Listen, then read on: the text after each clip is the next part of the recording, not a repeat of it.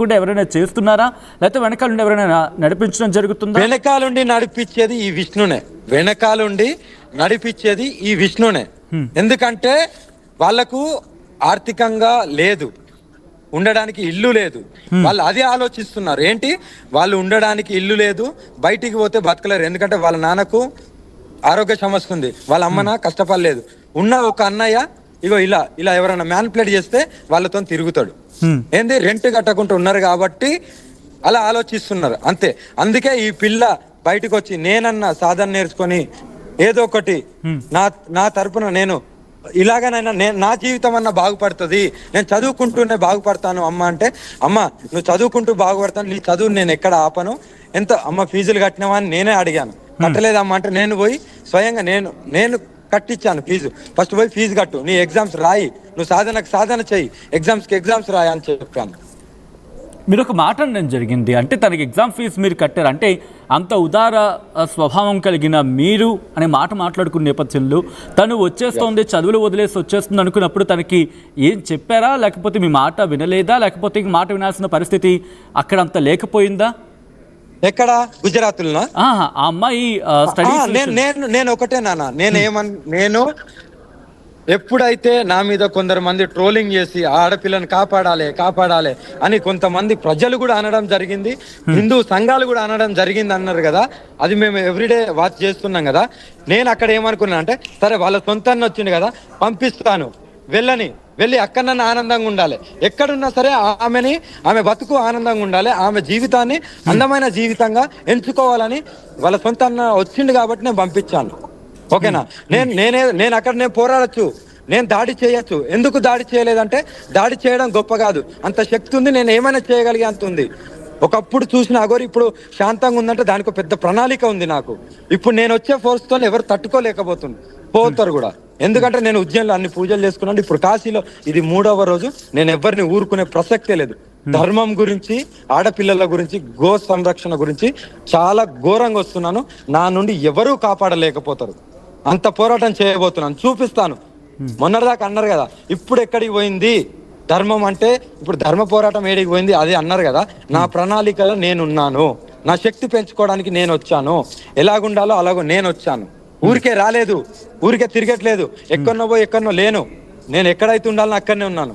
నేను ఉండేదే కాటిలో, నేను ఉండేదే శ్మశానాలల్లో, నేను ఉండేదే దైవ దర్శనాలకు వెళ్తూ గుళ్ళల్లో, నేను చేసేదే గుళ్ళ పూజలు, శ్మశాన పూజలు, అక్కడనే ఉంటున్నా తప్ప ఎక్కడెక్కడనో లేను. మీరు ఒక మాట అన్నారు, ఇంతవరకు చూసిన అఘోరి వేరు, ఇప్పుడు చూడబోతున్న అఘోరి వేరు. ఇంతవరకు నన్ను చాలా ఉధృతంగా ఉగ్రంగా చూడడం జరిగింది, ఇప్పుడు శాంతంగా చూడబోతున్నారు. కానీ నా ప్రణాళిక ఉంటుంది, నేను శాంతంగానే ముందుకు వెళతాను. నాలో 2 కోణాలు ఉన్నాయి. ఇప్పుడు నేను చెప్తున్నా, నాలో 2 కోణాలు ఉన్నాయి నాన్న. శాంతంగా ఉంటాను, ఎక్కడైతే నేను కాళీమాత అవతారంలో ఉండాలో అక్కడ కాళీమాత అవతారంలో ఉంటాను. కాళీమాత అవతారం వచ్చినప్పుడు ఎవరిని సహించను. తప్పు చేసిన వాళ్ళు ఎంత పెద్దోళ్ళైనా ఎంత చిన్నోళ్ళైనా తప్పుగానే చెప్తాను. శివయ్య రూపం ఉన్నప్పుడు శాంతంగా ఉంటాను, ఎందుకంటే కంపల్సరీ ఉండాలి సభ్య సమాజంలోకి వచ్చిన కదా అని. ఎందుకంటే ఇప్పుడు వీళ్ళందరూ గుడ్డ కట్టుకో బట్ట కట్టుకో అంటే, నాకు వస్త్రమే నా చితాభస్మం. నాకు సర్వస్వం త్యాగం చేసుకొని అంత తపస్య చేసి 14 సంవత్సరాలు తపస్య చేసి ఇంత సాధన చేసి ఇంత తపస్య చేసి నాకు వస్త్రమే నా చితాభస్మం. మీరు వస్త్రం వేయమంటే నేను వస్త్రం వేశాను. మీరు చెప్పినట్టు ఏం లేదు. వస్త్రం ప్రజాస్వామ్యంలోకి వచ్చినాం కాబట్టి వస్త్రంతో ఉండాలంటే, నాకు వస్త్రం లేకపోతే నా వస్త్రమే చితాభస్మం అయినప్పుడు ఇంకోటి ఏం కావాలి? నా శివయ్య ఇక్కడ ఉంటాడు. ఒక డెడ్ బాడీ వచ్చిన తర్వాత శివయ్యలో ఒక ఆనందం, ఒక వెలుగు వస్తుంది, ఒక ఆనందం, ఒక వెలిగిపోతాడు శివయ్య. అదే ఒక బాడీ కూడా రానప్పుడు శ్మశానంలో అక్కడున్న చితాభస్మాన్ని తండ్రి శివయ్య ధరించి తాండవం ఆడతాడు. అది నా తండ్రి ఆనందం. గుడిలో కాదు, ఇక్కడికి రండి, ఈ శ్మశానంకి రండి. మీకు శివయ్య అంటే ఎలా ఉంటాడో మీకు తెలుస్తుంది. 10 నిమిషాలలో మీకు జీవితం అంటే ఏందో తెలుస్తుంది. ఇక్కడ మేము సాధన చేసే వాళ్ళని మీరు చులకనగా చూస్తారా? మా త్యాగం ఏంటి, మా తపస్సు ఏంటిది? మీ ఇష్టానుసారంగా తమ్నెళ్ళు పెడుతూ మీ ఇష్టానుసారంగా మాటలు అంటున్నా కూడా పడుతున్నా కూడా మళ్ళీ మీరు అంటున్నారు కదా. మీరు అనుకున్నంత మాత్రాన్ని ఇక్కడ ఏమీ కాదు, ఏమీ పోదు. శ్రీవర్షిని విషయంలో అఘోరి ఇప్పుడు శివయ్య రూపంలో రాబోతుందా, లేకపోతే కాళీ అవతారంలో రాబోతుందా? 2 కోణాలలో రాబోతున్నా. అందుకే నేను ఉజ్జయిన్లో శ్మశాన సాధనలు కాశీలో 3 రోజుల నుండి చూస్తున్నారు. కాశీలో 3 రోజుల నుండి శ్మశాన సాధనలు, నేను శివ సాధన, శివ సాధన, తాంత్రిక విద్యలు అన్ని, ఇంకా ఎవ్రీథింగ్. ఇప్పుడు ఎవరు నా నుండి కాపాడుకోలేకపోతారు. పోతే నేనన్నా పోవాలి, కానీ ధర్మం నిలబడాలి. నేను ఇప్పుడు హిందూ సంఘాలకు నేను ఇదే చెప్తున్నాను, జెండాలు పట్టుకొని ర్యాలీలు చేయడం కాదు. జరిగే అన్యాయాలు, తెలంగాణ ఆంధ్రలో ఎన్నో అన్యాయాలు జరుగుతున్నాయి, వాటికి అక్కడ ముందు నిలబడండి. జై శ్రీరామ్, హర హర మహాదేవ్, జై భవాని అనడం కాదు.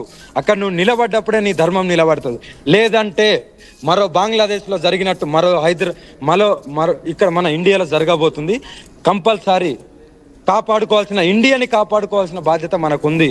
ఇది నేను చెప్తున్నానంటే నిజంగా జరిగి తీరుతుంది. ఇండియా బంగ్లాదేశ్ లో ఏదైతే జరిగిందో త్వరలో ఇక్కడ కూడా జరగబోతుంది 100%. రైట్. అంటే రైట్, ఒక్కసారి నేను మళ్ళీ శ్రీవర్షం దగ్గరికి వెళ్ళే ప్రయత్నం చేస్తాను. ఎందుకంటే కనుక ఒక ప్రశ్న అఘోరి రైజ్ అవుతోంది. ఏంటంటే ఇప్పుడు శ్రీవర్షిని విషయంలో ఆలస్యం జరిగితే అఘోరి రంగంలోకి దిగబోతోందా, లేకపోతే పోలీసులకు ఇన్ఫర్మేషన్ ఇచ్చే ప్రయత్నం చేయబోతోందా? నా బిడ్డ నన్ను నమ్మింది కాబట్టి 100% నా బిడ్డను నేను కాపాడుకుంటాను. అది చట్టపరంగా నేను ఫస్ట్ చెప్తాను పోలీసులకు. రేపు పొద్దున్నే కాల్ చేసి, మీ దగ్గరికి అక్కడికి ఉంది మంగళగిరికి చేరుకున్న పిల్ల ఇప్పటిదాకా ఎందుకు రాలేదు, ఎందుకు మీరు నిఘా పెట్టలేకపోతున్నారు? నిఘా పెట్టి మీ దగ్గరికి తెచ్చి మీరు మీ సమక్షంలో వాళ్ళ తల్లిదండ్రులకు తీర్చండి. ఆ దుర్మార్గుడి నుండి వాళ్ళ తల్లిదండ్రులను ఎక్కడైనా సురక్షితమైన ప్లేస్కు పంపేయండి, వాళ్ళ పుట్టినూరికన్నా పంపేయండి. కానీ ఆ దుర్మార్గుడి నుండి వేరు చేయండి అని రేపు పొద్దున్నే నేను చెప్పబోతున్నాను పోలీసు వాళ్ళకు. అంటే తల్లిదండ్రుల దగ్గరికి వర్షిని చేరితే ఓకేనా? 100%. ఆమె ఎక్కడున్నా కూడా ఆనందంగా, సుఖంగా, ఆరోగ్యంగా ఉంటే చాలు. అందులో ఫస్ట్ నేనే ఆనందపడతాను. ఎందుకంటే ఆమె కష్టాలు చెప్పుకుంది, కొన్ని అది నేను వినలేక ఈ ఆడపిల్లలు ఇలా కూడా బాధపడతారా, ఇన్ని కష్టాలు ఉంటాయా, అంత కష్టం బాధపడ్డది. గత 8 years నుండి ఎన్ని అవమానాలు, ఎంత ఏం చేసింది, ఎంత సాక్రిఫైస్ చేసింది అనేది నాకు తెలుసు. ఆమె మాటలలో నాకు తెలుసు. అందుకే కాపాడుకుందాము అని నా వెంట వస్తా అంటే రమ్మన్నా. నా వెంట ఎవరు రావడానికి సాహసం కూడా చేయలేదు. నేను కూడా ఎవరిని కూడా తీసుకెళ్ళను. ఎంతో మంది వస్తా అన్నా కూడా నేను ఎవరికన్నా దీక్ష ఇయ్యాలంటే వాళ్ళకు గురు మంత్రం ఇచ్చి ఇంట్లోనే చేసుకోండి, ఇంట్లోనే ఉండండి అని చెప్తాను తప్ప, మీ కుటుంబంతోనే ఉండండి అని చెప్తాను తప్ప. ఇప్పుడు నేను ఇచ్చిన వాళ్ళందరూ ఇళ్లలో ఉన్నారు, వాళ్ళ ఫ్యామిలీతో ఉన్నారు. కానీ ఫస్ట్ టైం ఒక అమ్మాయి, ఒక ఆడపిల్ల ఆమె నా దగ్గరికి వచ్చి నాతో ట్రావెల్ చేసింది కాబట్టి నేను ఆమెను కాపాడుకోవాలని చూశాను. ఏదో దురుద్దేశంతో కాదు.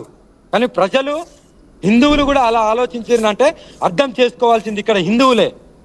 ధర్మం ఎటుపోతుంది, ఆడపిల్లలు ఏమైపోతున్నారు, ఒక గుడికాడికి పోయినప్పుడు ఒక మహిళ మీద 7 అత్యాచారం చేసింది, ఇవన్నీ మాట్లాడతలేరు. మరి ఆడపిల్ల నాతో వచ్చినందుకు మీ ఇష్టమైన తమిళ వేసి మీ ఇష్టమైన మాటలు మాట్లాడితే నేను భరిస్తున్నా అనుకున్నారేమో, కానీ భరించడం కాదు.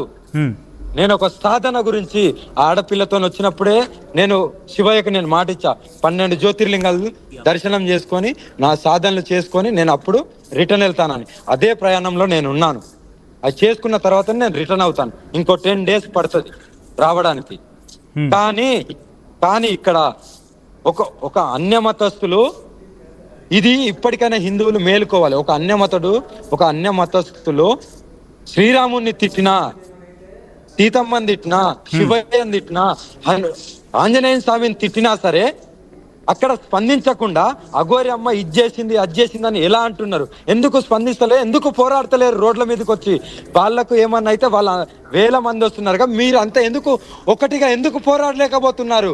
మీరు నా వెనుక రావద్దు, కానీ మీ కళ్ళ ముంగడ జరిగే మన హిందువుల మీద దాడులు జరిగినప్పుడు మీరు ఏం చేస్తున్నారని నేను అడుగుతున్నా. హిందూ సంఘాలు అందుకే ఉన్నాయా? పేర్లకే హిందూ సంఘాల, జెండాలు పట్టుకొని తిరగడానికే హిందూ సంఘాల. ఒక ఆడపిల్లని కాపాడుకోలేకపోతున్నారు, ఎందుకు ఇంకా హిందూ సంఘాలని పేరు చెప్పుకోవడం? అదే చెప్తున్నా మీకు ధర్మము. నేను సభ్య సమాజంలో నేను లేను, నాకు లోకం గురించి తెలియదు, నేర్చుకుంటున్నా. అయినా సరే పోరాడుతున్నా కదా, ఒంటరిగా పోరాడుతున్నా కదా దేశం అంతటా. ఒక ఆంధ్ర తెలంగాణనే కాదు, కాశ్మీర్ నుండి కన్యాకుమారి వరకు ఏ రాష్ట్రంలో అఘోరి అమ్మ ఎక్కడంటే చెప్తారు, ఇక్కడికి వచ్చి ఇక్కడ ఉంటది, ఇలా చేస్తుంది అని. నాది మొత్తం దేశం అంతా పోరాటమే ఉంటది, ఒక జాగాలో ఆగేదాన్ని కాదు. ఇంత పోరాటం చేసేదాన్ని ఒక ఇంత ఘోరంగా నీచాతి నీచమైన మాటలు అంటూ ఇంత తమ్నేల్స్ పెడుతూ ఇంత దిగజారే పరిస్థితికి ఎందుకు వచ్చారు? అన్ని మతస్థులు పెడుతున్నారంటే ఓకే, హిందువులు కూడా ఎందుకు అంటున్నారు అనేది నా ప్రశ్న.